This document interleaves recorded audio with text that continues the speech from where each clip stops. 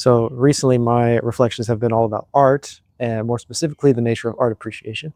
And I've noticed that really appreciation can show up in forms that extend beyond singular works of art, right? You have things that you can appreciate, but you're not limited to only appreciating one work of art. Sometimes that appreciation can apply to other things, which broaden our overall experience of beauty.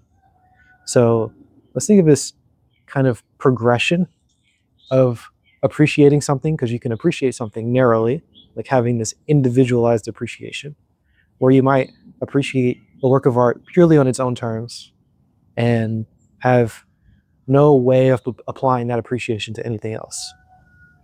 You might have another form where you're appreciating a work of art in a particular context. So it might reveal aspects that enhance your appreciation of similar different works of art, similar different of other works of art that are similar. Then you might have a form of appreciation that you come to from a particular work of art that leads to the appreciation of, like, more broadly across a category.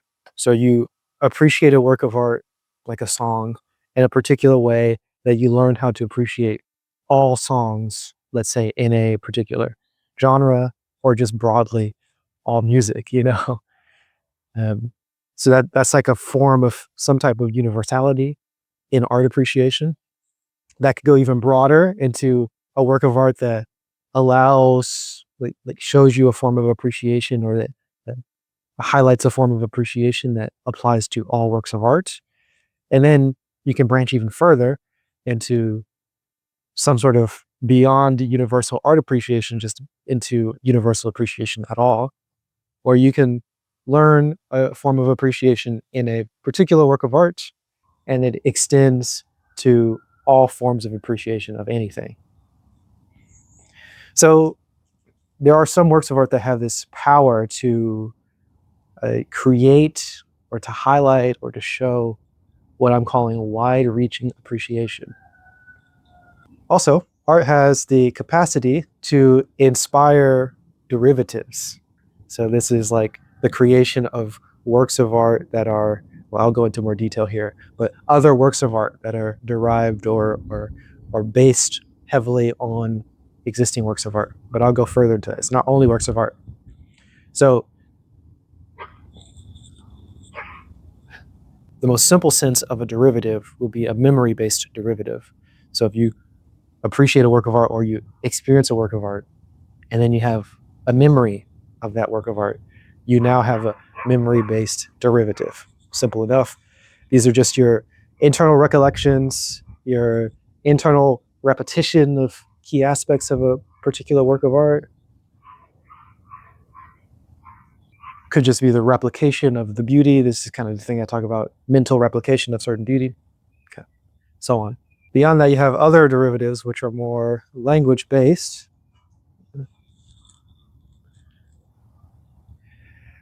Other derivatives are more language-based. So like you could translate it, instead of just having the pattern repeat in your mind, or instead of just having a memory of the work of art, you can write down, you're translating it into language, having a linguistic version of it.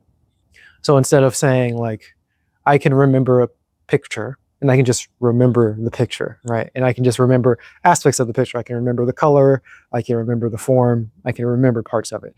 I could also, like, tell you the details, you know, as I'm doing right now, as opposed to just remembering the picture or the image itself. I can remember it, translate it to language, and then be able to express it linguistically. So that gives us, like, the ability to write down things. This is a form of derivative of a work of art.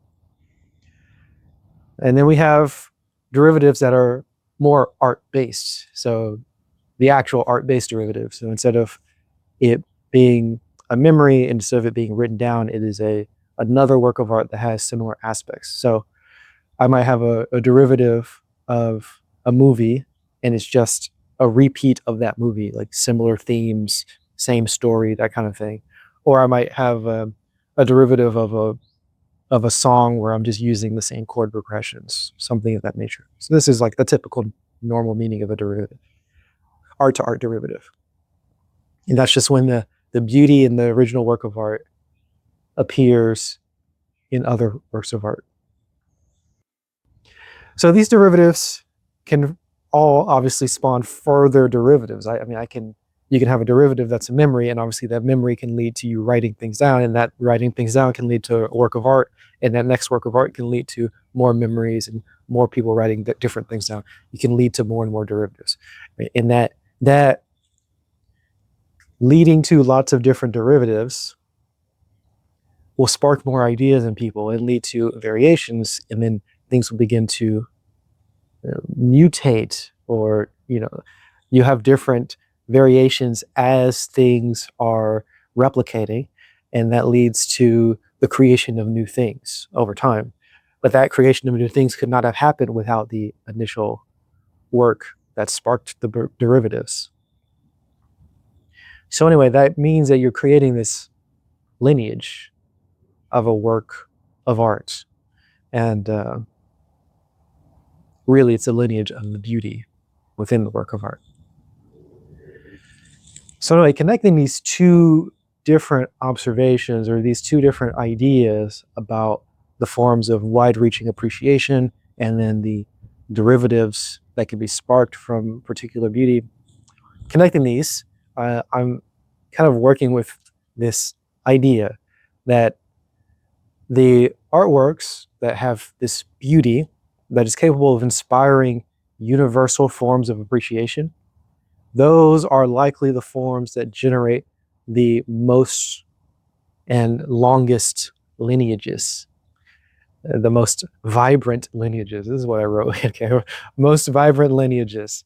So if there's something that sparks, that creates the availability of appreciating more things, then it is more likely to have a mutation that leads to a new stable pattern or beauty that leads to longer and longer lineages so that can continue. So if anybody, like as an artist or a creative person, or even just a person who really wants to appreciate art, like I am, a person like that, if we at all care about beauty, and we see any value in progressing beauty, the progress of beauty, and fostering artistic growth, then we have some clear guidance that comes from this understanding of things. And that guidance is that we should engage with works of art that broaden our scope of appreciation, and engage with works of art that stimulate creative derivatives. Also, we should avoid works of art that restrict or narrow our appreciation, and avoid works of art that discourage further creative exploration. What do you think of that?